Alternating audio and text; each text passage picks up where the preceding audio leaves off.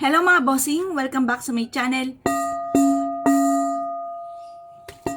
Kayo po ba mga bossing ko ay isa sa mga mahilig sa mga pampaswerte?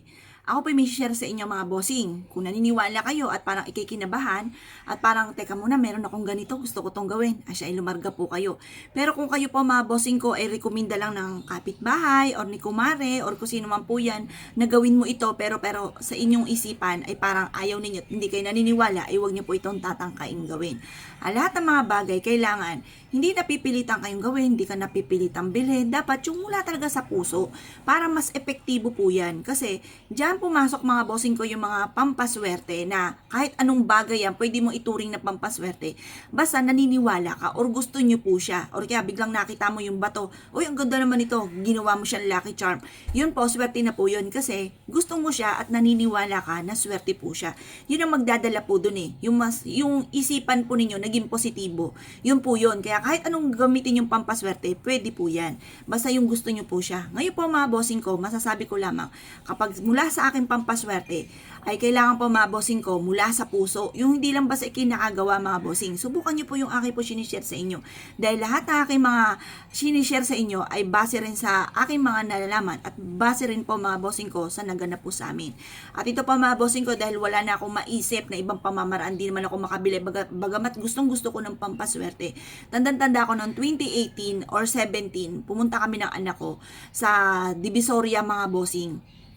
At ako ay gusto kong bumili ng punta kami sa may Umpin. Dala ko ay 1.5 lamang mga bossing. Wala kami nabili kundi lamang palay, luya na may ribbon na pulay, mga ganon. Kasi patingin-tingin ako, gustong-gusto ko talaga ng mga pampaswerte, mga bossing.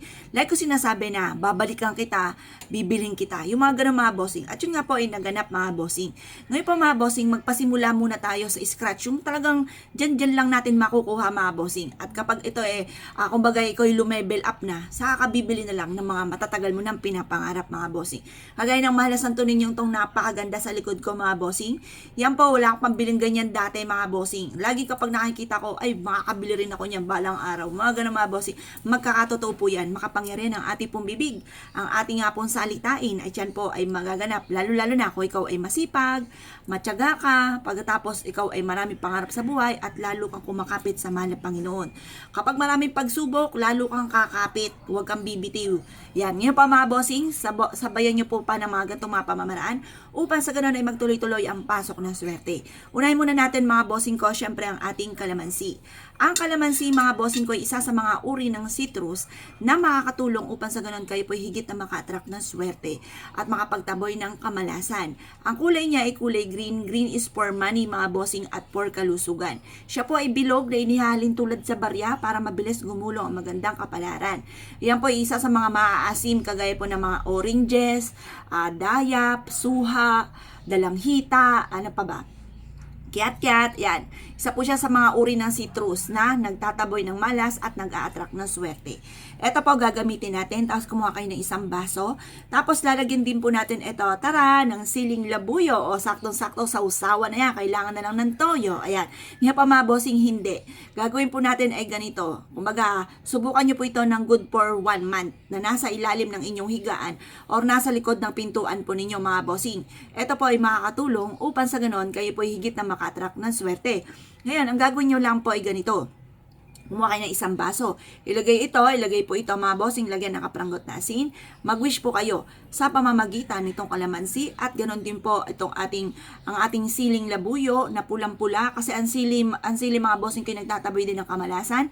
Strong relationship ito ng family mga bossing at nag-a-attract din ito ng swerte lalo na tungkol sa usapin ng pera. Tapos dinagdagan pa natin ito ng kapranggot na asin. Nako mga bossing, wala na kayo ibang hahanapin pa. Subukan nyo po ito good for 1 month mga bossing para matagal-tagal. 1 month, good for 1 month. Tapos 1 month itapon nyo na mga bossing. Obserbahan nyo, halimbawa ngayon marami kang problema. Ngayon, bago mo ito simulan. Ngayon po ay ilista nyo na yung mga problema ninyo at ililista nyo ito bago matapos ang isang buwan mga bossing. Tapos, tingnan nyo po, mas marami kayong problema nitong nakalipas ito, hindi nyo pa nagagawa. At matapos nyo po itong gawin, mga bossing, baka wala ka nang maisulat. Or kung may isusulat ka man, konting-konti na lamang. Kasi wala naman taong hindi dumadaan sa mga problema. Lahat po yan, mapamayaman, mapamahirap. Iba't ibang istorya lang po tayo ng buhay, mga bossing. Ngayon pa, mga bossing, kung kayo po naniniwala, subukan nyo na po ito. Mag-wish ka sa may silangan. Sa umaga nyo po ito gagawin.